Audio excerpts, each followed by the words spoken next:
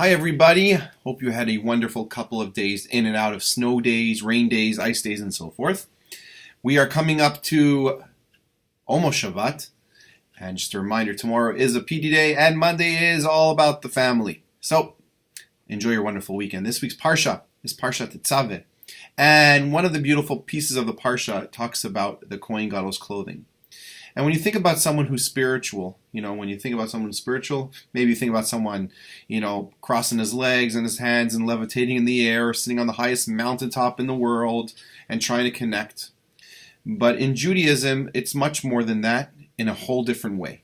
And if you think about the Kohen Gadol, the high priest, he wore two articles of clothing out of the many articles of clothing at different times of his service. And two of these clothing were called the ephod, the apron, and the choshen, which was the breastplate. And these two articles of clothing had to be worn at the same time. And if you think about the ephod, the ephod, the apron, it was more of a physical piece. And the choshen represented something spiritual.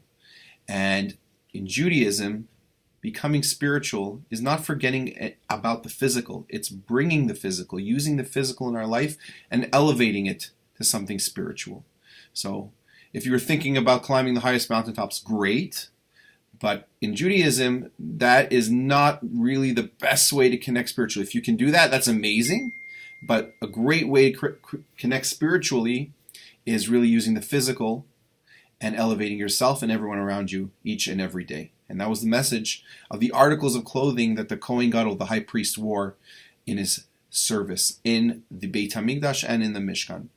Wishing you not only a wonderful and relaxing weekend, but may you bring the physical and elevate it every day to a more spiritual level throughout our beautiful lives. Have yourself a Shabbat Shalom.